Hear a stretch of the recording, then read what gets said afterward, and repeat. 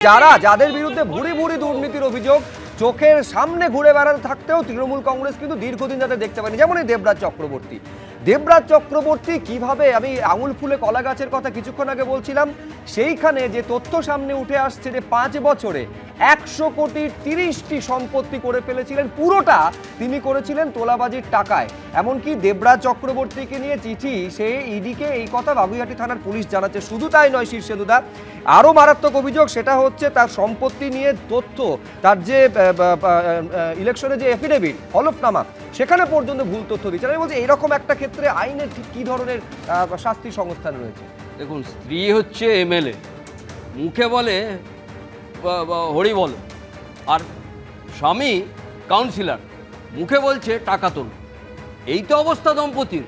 আজকে তোলাবাজিটা কি জায়গায় তিনি করিয়েছিলেন দেবরাজ চক্রবর্তী, সেটা দেখলে বোঝা যাবে যে এই কদিনে 100 কোটির ওপর। আজকে বিএনএসের 335 এবং 336-এর 1 এবং 336-এর 3 জাল নথি জাল করে তোলাবাজি করে লোককে ভয় দেখিয়ে নিজের প্রত্যেকটা জিনিস কুক্ষিগত করেছে। সেই টাকাগুলোকে সে সাদা করছে, কালো টাকাগুলোকে। PMLA, prevention of money laundering act, 7 বছরের জেল। প্রত্যেকটা জায়গায় আইন আছে, সেই আইনগুলো প্রয়োগ করেননি।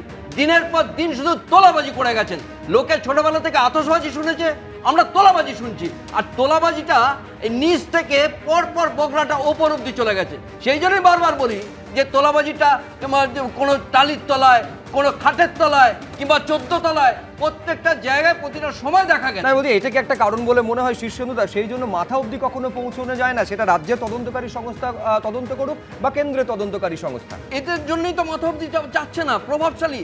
আজকে এই যে 90টা নির্মাণ কার্য বেআইনি নির্মাণ, কিংবা মেয়রের সই আছে, তারপরে আজকে নির্মল ঘোষ গেলেই আরজি করের পাল্টে যায়।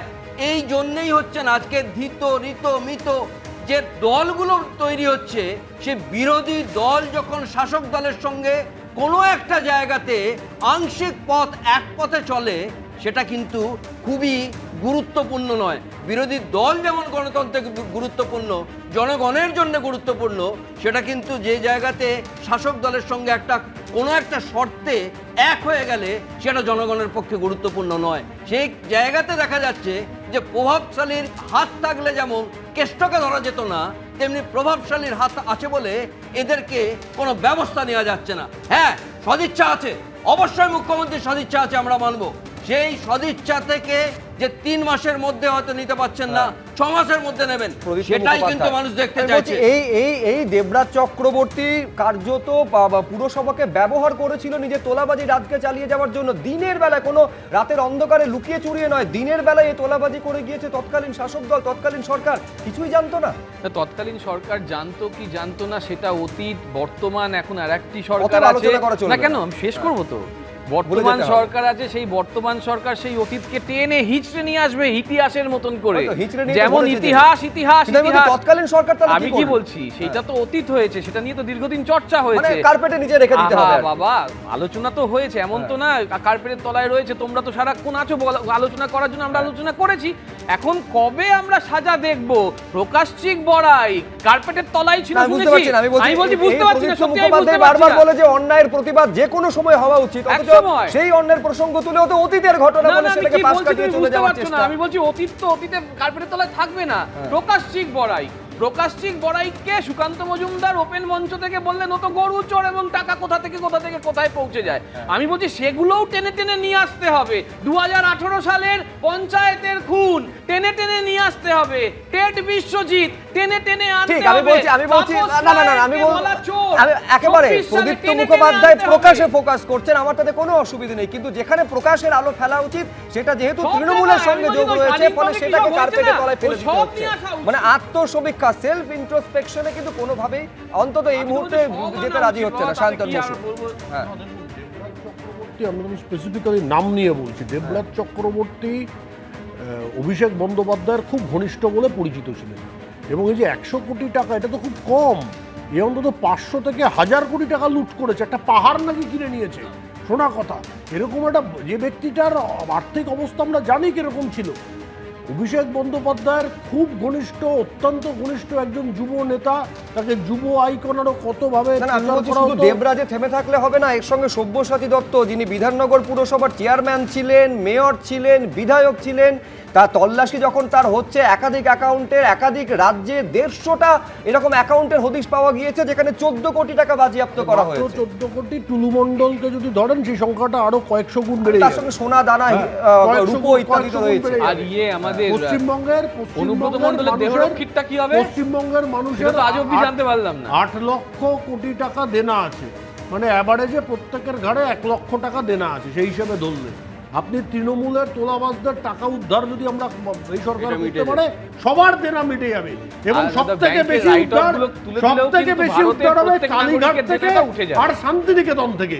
এই দুটো জায়গা, শান্তিনিকেতন মানে রবীন্দ্রনাথের শান্তিনিকেতন না, আমি আমাদের কলকাতার শান্তিনিকেতনের কথা বলছি।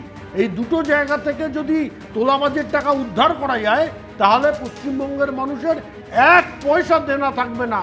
এটা বাস্তব ঘটনার কথা, আর এটা মাননীয় মুখ্যমন্ত্রী বোঝেন, তার জন্য সর্বশক্তি প্রয়োগ করেছেন এই তোলাবাজদের থেকে লুঠের টাকা পুনরুদ্ধার করার জন্য ঠিক। পশ্চিমবঙ্গের মানুষের হ্যাঁ, কল্যাণের স্বার্থে। আমি বলছি নিঃসন্দেহে তোলাবাজির বিরুদ্ধে প্রবল সোচ্চার হচ্ছেন এখানে বসে বিজেপির মুখপাত্র শান্তনু বসু। রাজ্যের বর্তমান মন্ত্রী, তিনি একজন তোলাবাজের সঙ্গে বৈঠক করছেন, তৃণমূলের আমলে তোলাবাজি তিনি করতেন বলে অভিযোগ, এবং তা নিয়ে বিক্ষোভে ফেটে পড়ছেন বিজেপিরই একজন নেতা। এটা হচ্ছে উলুবেড়িয়ার গতকালকে ছবি। শান্তনদা, একটা সমস্যা হয় আমার ক্ষেত্রেই বলছি, আমি কয়েকদিন আগে ক্যালকাটা মেডিকেল কলেজে কয়েকজন কর্মচারীর সঙ্গে বসেছিলাম।